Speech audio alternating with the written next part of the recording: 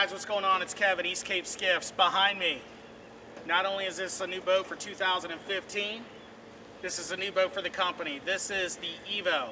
This is an evolution, this is an involvement internally and externally.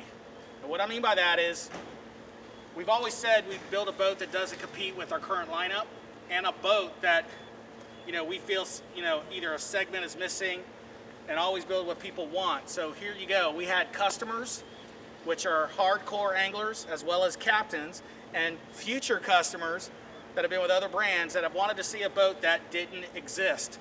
So here we go. I'm going to keep this short because we're going to do videos and information later down the road on the EVO.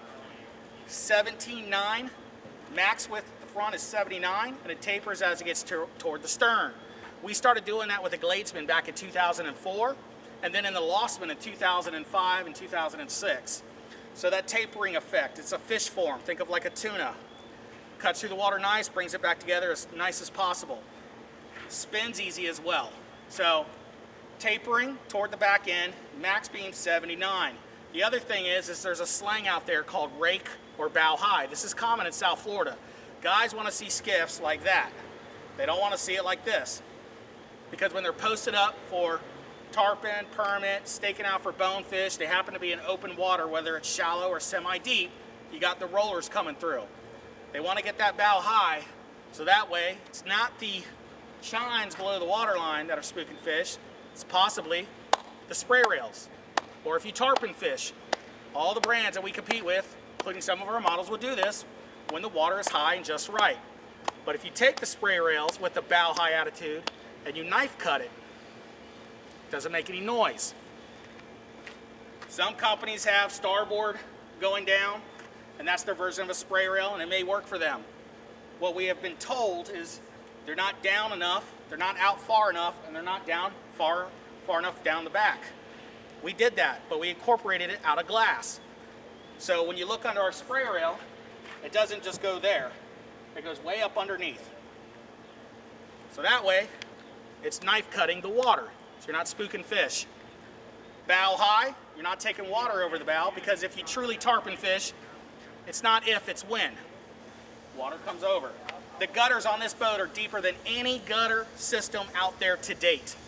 I'm sure after we're done showing this video and showing what we do, others will jump on board, and that's the evolution. But for now, the EVO's ahead of that. It's got huge gutters, nice and deep, because we want to truly have dry storage. So when you have an angler here, you have a captain here or there, you have the trolling motor and a full gas tank, you still have that bow high. Rod holders can go any which way you want. Very wide, tapers as it gets towards the back. So if you want your rod holders to be vertical, because before they've always been horizontal, now you can. Front, backward, 4 forward, 2 back, however you want it. At East Cape, you know that, we can do it. Gas tank size, we can go all the way up to a 34, 36 gallon. Most will be between 20 to high 20s. 40 horsepower, all the way to a 115 if you want blazing speed and you find yourself in 10 inches or deeper. So we can do the bigger horsepower, or we can go skinny. I'm going to talk a little bit about this boat. This is one of our demos. This is a guide and lodge setup. So what we did is removable casting platform, 2-tone finish. We gave it a nice light gray with an off-white all-grip. The aluminum rub rail gives it a nice clean look. Brushed, we call this the Blackfly setup because our friends at Blackfly Lodge run a bunch of advantages with this setup. It's great for customers because they could sit here, they could put all their storage under there, and they still have the dedicated storage up front, as well as the hatches in the back. Floating console, gotta have your beverage holder, one floating rod holder angled back on each side. Exit steering wheel, military spec switches. You see the knob is still spinning. Acrylic door, we call this the little glove box. So you can put your keys, your wallet, and everything in it.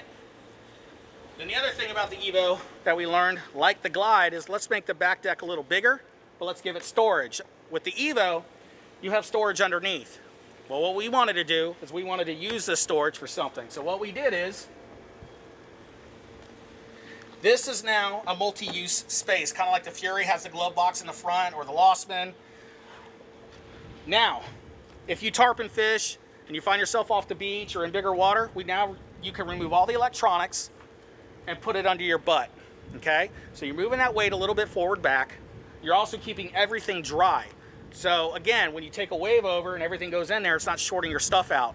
Also maintenance, all you have to do is stand up, turn around, everything's right there.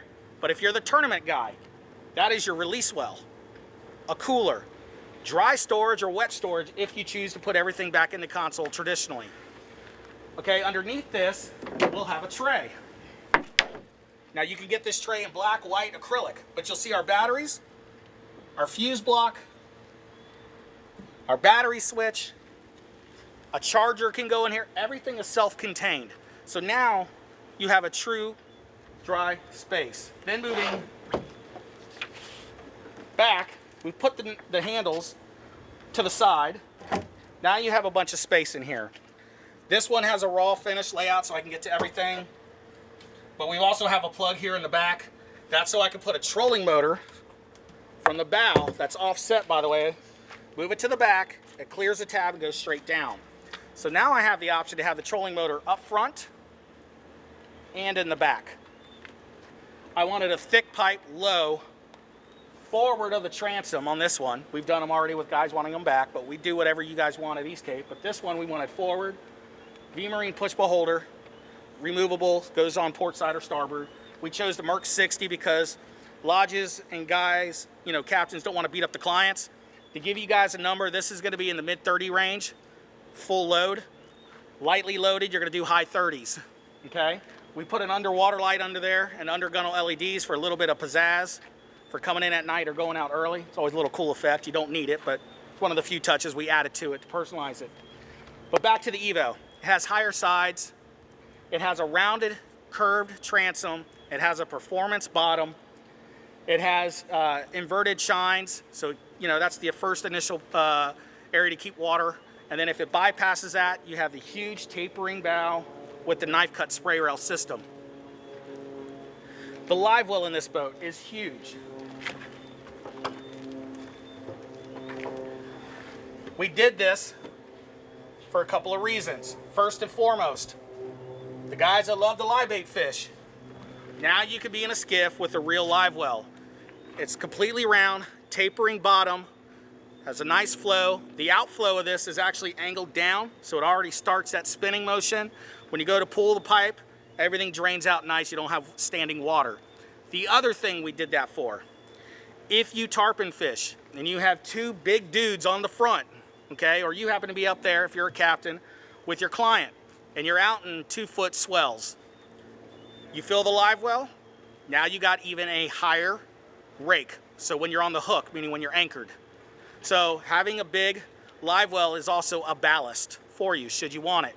This boat pulls amazing because remember, it's something that we haven't had.